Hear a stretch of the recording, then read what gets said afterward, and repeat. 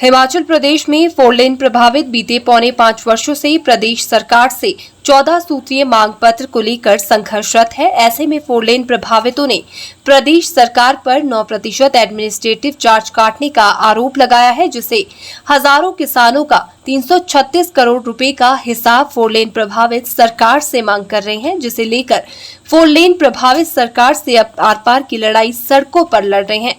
वहीं 4 लेन संघर्ष समिति मनाली ब्लॉक के अध्यक्ष महेंद्र ठाकुर ने कहा कि प्रदेश सरकार ने इस षड्यंत्र के तहत 4 लेन प्रभावितों से एडमिनिस्ट्रेटिव चार्ज 9% काटा है। उन्होंने कहा कि 336 करोड़ रुपए का हिसाब सरकार 4 लेन प्रभावित और 4 लेन संघर्ष समिति को दे। वहीं भूमि अधिग्रहण प्रभावित मंच के प्रदेश संयोजक जोगेंद्र वालिया ने कहा कि प्रदेश सरकार ने किसानों के साथ छल किया है। वहीं उन्होंने कहा कि हाल ही में प्रदेश सरकार ने 3 मंत्रियों की अध्यक्षता में एक कमेटी का गठन किया था, जिसमें 1 अप्रैल को मंडी में बैठक हुई थी और उसमें 4 गुना मुआवजा की हामी भरी गई थी। वहीं उन्होंने प्रदेश सरकार पर पिछले 5 सालों में 4 लेन प्रभावितों की अनदेखी करने का आरोप लगाया। इसमें बड़ी साफ बात है कि हिमाचल प्रदेश की सरकार जो है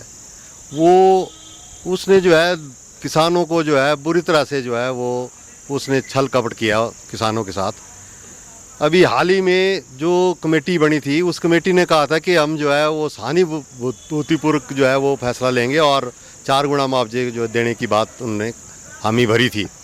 1 अप्रैल को मीटिंग हुई थी मंडी के अंदर और जो मुख्यमंत्री के साथ कैबिनेट में के स्तर पे जब वो ले गए उस मुद्दे को, तो उसमें कहा कि भाई ये जो मुद्दा है ये हमें केंद्र से जो है वो चर्चा करना पड़ेगी। और केंद्र की सरकार जो है नितिन गडकरी जो ट्रांसपोर्ट मिनिस्टर है वो कह रहे हैं कि अगर हिमाचल सरकार कहेगी तो हम 4 गुना देने के लिए तैयार हैं। और हमारे यशस्वी प्रधानमंत्री भी ये बात कह चुके हैं कि हम 4 गुना मुआवजा देंगे 2013 कानून में। लेकिन हिमाचल प्रदेश की सरकार जो है वो राष्ट्रीय उच्च मार्ग के ऊपर नतमस्त है, क्योंकि इन्होंने पूरे देश के अंदर जो एडमिनिस्ट्रेटिव चार्जेज है वो 2% दिया है पूरे देश के अंदर। लेकिन यहाँ हिमाचल प्रदेश में जो किसानों की जो भूमि ली गई उसके अंदर जो है उनसे 9% काट के जो है हिमाचल गवर्नमेंट ने अपने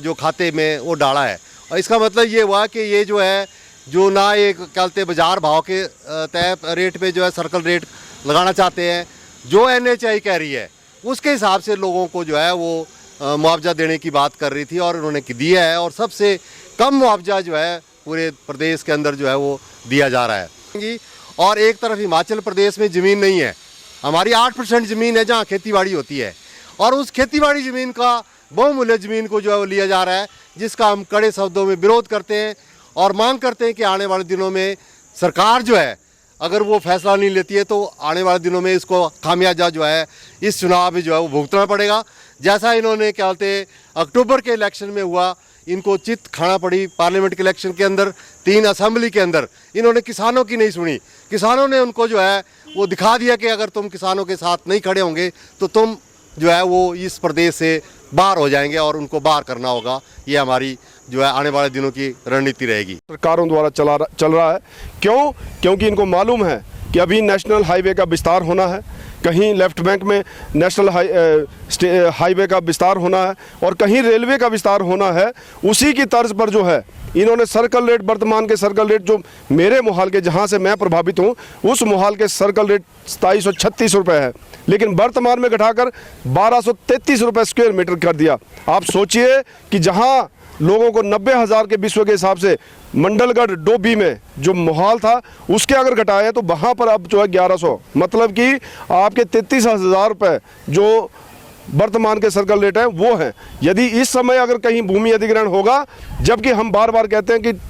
2013 के 26 के एक्ट के तहत जो है मुआवजा राशि कैसे तय होनी है, उचित मुआवजा जो हमारे लिए उचित मुआवजा की श्रेणी में सर्कल रेट नहीं आते, लेकिन सर्कल रेट हमारे लिए मान्य नहीं, सिर्फ सेल डीड एग्जीक्यूशन के लिए होते हैं। लेकिन अफसोस की बात कि इन्होंने मुआवजा राशि 2015 में जो दी वो सर्कल रेट के आधार पर दी और अब वर्तमान में यदि कुल्लू की जनता इस बात को समझती है तो आप समझ लें अब जो विस्तार होना है रोडों का और जो भूमि अधिग्रहण होनी है रेलवे विस्तार के लिए, उसमें औने पौने दामों पर जो है यहाँ की भूमि अधिग्रहण किया जाएगा। हम ये जानते हैं कि नागजला से मनाली का भूमि अधिग्रहण का 336 करोड़ रिकवरी आपके ऊपर है और मैं बोलता हूं कि 336 करोड़ की, मैं केंद्र की सरकार से और जांच एजेंसियों से निवेदन करता हूं, उस 336 करोड़ की इन्वेस्टिगेशन, छानबीन हो और उनके ऊपर यदि अनैतिक तरीके से काटा गया, कहाँ गया है, किसके पास है, उसकी जो है न्यायिक जांच और बहुत बड़े CBI लेवल की जांच अवश्य होनी चाहिए।